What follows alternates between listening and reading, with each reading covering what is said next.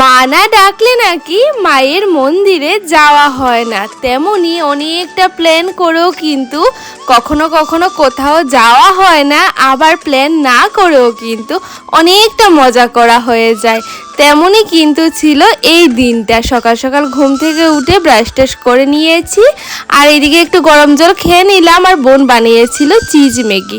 সেটা খাওয়ার পর কিন্তু এখানে হচ্ছে ডাল পুরি আর ঘুগনি দিয়ে টিফিনটা সেরে নিলাম। আর তারপর কিন্তু দিদিভাইদের ঘরে গিয়ে অনেকটা সময় গল্প করে এসে এখানে স্নান টান করে নিলাম, আর এই যে ফুলও তুলে নিলাম। আর আজকে তো সকাল থেকেই অনেকটা গরম পড়েছিল, তো সেজন্য কিন্তু গোপালকে বেশি করে জল দিয়ে স্নান করিয়ে এখানে কিন্তু ড্রেস ট্রেস পরিয়ে সুন্দর করে সাজিয়ে পুজো দিয়ে দিচ্ছিলাম। আর জানো তো, আমি না স্নানের আগে যতই পেট ভরে খাই না কেন, আমার স্নান করে আসলেই খিদে পেয়ে যায়। আমি স্নান করে পুজো দিয়ে এসেছি, তার মধ্যে দেখলাম যে মামি খাচ্ছিল চা আর এদিকে পুরি। তো মামির সাথে বসে বসে কিন্তু আমিও আবার একটু চা আর পুরি খেয়ে নিলাম। আর তারপর কিন্তু একদম এখন ঝটপট করে রেডি হয়ে গেছি আমি আর আমার দুই বোন। আমরা কিন্তু এখন বেরিয়ে পড়েছি। কামান চৌমনি শুধু এসছি, তার মধ্যেই দেখলাম পুলিশ কিন্তু রাস্তার উপর বসানো সমস্ত দোকানগুলোকে তুলে দিচ্ছিল। আচ্ছা, এটা কিন্তু হচ্ছে বৈশাখ মাসের আগের ভিডিও, মানে চৈত্র মাসের রিডাকশন সেলের সময়ের ভিডিও। তো এখন আমরা লাঞ্চ করার জন্য কিন্তু চলে এসেছি চড়ুইলামের একটা হোটেলে। আর এই হোটেলে কিন্তু খুব ভালো খাবার পাওয়া যায়, বোনরা আসে তাই আজকে আমিও এসেছি। তো প্রথমে কিন্তু দিয়ে দিল হচ্ছে ভাত, তারপর দিচ্ছে ভর্তা, আর ভর্তাতে ছিল কিন্তু মাছ ভর্তা, পুঁই শাক দিয়ে হচ্ছে শুটকি ভর্তা, তারপরে এমনিতে একটা শুটকি ভর্তা, আর তারপরে ছিল কিন্তু কচু ভর্তা। আর এগুলা দিয়ে খেতে না খেতেই কিন্তু আবারও চলে আসলো হচ্ছে এখানে থুর ভর্তা, বেগুন দিয়ে শুটকি ভর্তা, আর তার সাথে সাথে কিন্তু ডাল ভর্তা। তো সমস্ত ভর্তাগুলো দিয়ে কিন্তু আমি অল্প অল্প করে মেখে মেখে খাচ্ছিলাম। আর এমনিতেও কিন্তু আমি ভর্তা খেতে খুব বেশি ভালোবাসি। আর এইদিকে তারপর একটু নিরামিষ সবজি দিয়ে খেলাম, আর এগুলা দিয়ে খেতে খেতেই না আমার পেট পুরো ভরে গেছিল। তো আর যে খাবো, মানে পেটে জায়গাই ছিল না। তারপরও কিন্তু আমি লাস্টে আবার আমার পছন্দের 3টা ভর্তা নিয়ে নিয়েছি, কচু ভর্তা, শুটকি ভর্তা আর মাছ ভর্তা। তো লাস্টে আবার এগুলা দিয়ে ডাল দিয়ে একটু খাচ্ছিলাম।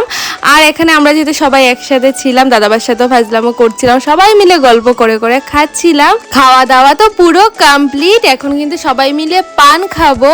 আর এমনিতে পান না খেলেও কোথাও গেলে কিন্তু সবাই মিলে পান খেতে বেশ ভালোই লাগে। আমি কিন্তু এখানে আমার জন্য একটা মিষ্টি পান নিয়ে নিয়েছি, যখন বাড়িতে যাব রাস্তায় যেতে যেতে খাবো, এখন আর খেলাম না।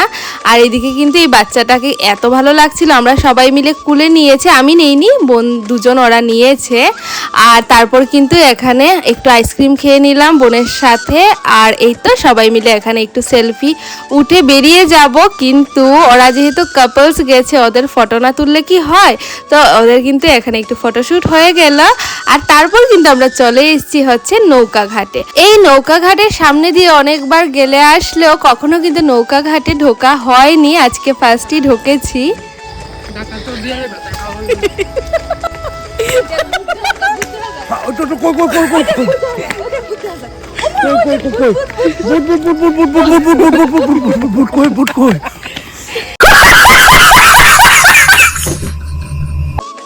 আমি অনেকবার সিপাহীজলায় আসার পরও কিন্তু কখনো নৌকা ঘাটে আসিনি, বা মারাও কখনো আসেনি। কারণটা হচ্ছে, তোমরা যারা ত্রিপুরার আছে তোমরা সবাই জানো এই রাস্তাটাতে প্রায়ই অ্যাক্সিডেন্ট হয়, মানে বলতে গেলে প্রত্যেক দিনই হয়। আর তাছাড়াও বলে নাকি নৌকা ঘাটে ভূত আছে, তাছাড়া বোটিং করতে গেলেও মানুষ ডুবে যায়, বোট উল্টে যায়, এরকম অনেক কিছু ঘটনা তোমরা যারা ত্রিপুরার আছে তোমরা জানোই। তো সেজন্যই কিন্তু কখনো আর আসা হয়ে ওঠেনি। আজকে হঠাৎ করেই দেখলাম যে 4:30 মতো বাজে, তারপরও কিন্তু গেট খোলা। এমনিতে তো 4টার সময় বন্ধ হয়ে যায়। তো আমরা একটু ঢুকে ঘুরে টুরে বেরিয়ে পড়েছি, তবে সাহস করে কিন্তু আর বোর্ডে উঠিনি। যাই হোক, এখানে দেখো বেরিয়েই কিন্তু পেয়ে গেলাম পেপসি। আর পেপসিটা কিন্তু অনেক দিন পরেই খাচ্ছি। আগে জানো তো ছোটবেলা ওই 2 টাকা 3 টাকা করে পেপসি পাওয়া যেত, তখন কিন্তু খুব খেতাম, তবে এখন তো আর চোখেই দেখি না। আজকে দেখে কিন্তু খেয়ে নিলাম। আর এগুলো করতে করতে কিন্তু সন্ধ্যা হয়ে গেছে। আমরা কিন্তু হঠাৎ করেই প্ল্যান করে চলে এসেছি হচ্ছে কসবেশ্বরী মন্দিরে, মানে কসবায় চলে এসেছি। আর এখন দেখো পুরো সন্ধ্যা, আমরা শুধু এসেছি তার মধ্যেই দেখছি কিন্তু বাংলাদেশে ট্রেন যাচ্ছে। আর রাতের দিকে কিন্তু বেশ ভালো লাগে লাইটগুলা দেখতে, মানে ট্রেন যাচ্ছে বোঝাও যায় ভালো। আর এইদিকে একটু হাত পা ধুয়ে নিলাম, এমনিতেও তো এসেছি মাছ মাংস খেয়ে, তাই আমি কিন্তু আর পুজো দেব না, শুধু মন্দিরে যাব, ঠাকুরকে একটু প্রণাম করে আসবো। যেহেতু আমরা রাতের দিকে এসেছি, মন্দিরটা একটু পরেই বন্ধ হয়ে যাবে। সমস্ত পেড়ার দোকানে কিন্তু দেখছিলাম যে পেড়া বানানো হচ্ছিল। আর এই তো এখন চলে যাব মন্দিরে। আর বিশ্বাস করো সত্যি মা যদি না ডাকতো তাহলে কিন্তু আজকে আসা হতো না, কারণ প্রথমে কিন্তু আমাদের কোনো প্ল্যান ছিল না, হঠাৎ করেই প্ল্যান হলো। আর এসছি কিন্তু এই ফার্স্ট টাইম সন্ধ্যার সময় কসবায়, কারণ এর আগে আমি সন্ধ্যায় কখনো কসবা আসিনি। তো এসেই দেখলাম মায়ের সন্ধ্যা পুজো শুরু হয়েছে। তো এসছি যেহেতু মায়ের সন্ধ্যা পুজো দেখবো, আরতি দেখবো, তারপরেই কিন্তু যাব। তো মন্দিরটা ঘুরে ঘুরে একটু প্রণাম করে নিলাম। আর এখানে কিন্তু সবাই বসে বসে মায়ের পুজো দেখছিল। আর জানো তো আমার কসবা এত ভালো লাগে, যদি সারা রাত থাকা যেত আমি কিন্তু থেকে যেতাম। মানে এত ভালো লাগে, এত শান্ত পরিবেশ, এত সুন্দর। আর গরম তো নেই বললেই চলে, এতটা গরমের দিনেও। আর এখানে কিন্তু এখন আরতি শুরু হয়ে গেছে।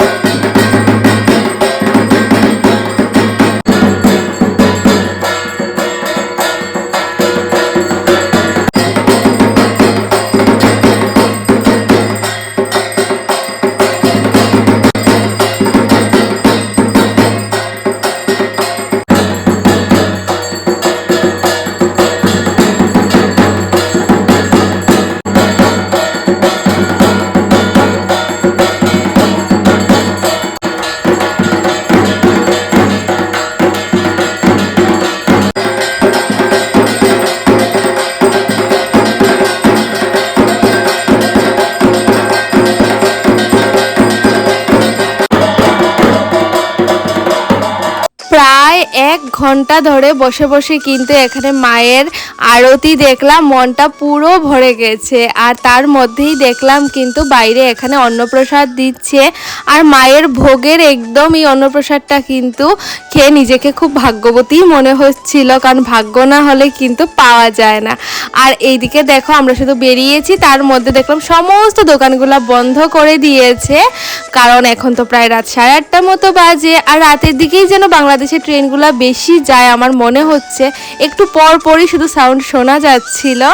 আর তার মধ্যেই কিন্তু আমরাও কিন্তু বেরিয়ে পড়লাম মন্দির থেকে। আর রাস্তায় যেতে যেতে দেখেছিলাম কিন্তু রাস্তার মধ্যে রক্ষাকালী মন্দির আছে। তো আমি ভেবেছি যখন বাড়িতে যাব তখন মাকে দর্শন করে যাব। এটা কিন্তু অনেক রিলসে এই মন্দিরটা দেখেছি, তো সামনে থেকেও মাকে আজকে ফার্স্ট টাইমই দর্শন করব। তো এই হচ্ছে মা রক্ষাকালী, এত সুন্দর মায়ের মুখ, বিশ্বাস করো আমার অনেকটা সময় দাঁড়িয়ে থাকতে ইচ্ছে করছিল। তো মাকে এখানে প্রণাম করে আমরা তো বেরিয়ে পড়লাম। আর এইদিকে বাড়িতে আসার সময় কিন্তু একটু টিফিন করে বাড়িতে চলে এসেছি।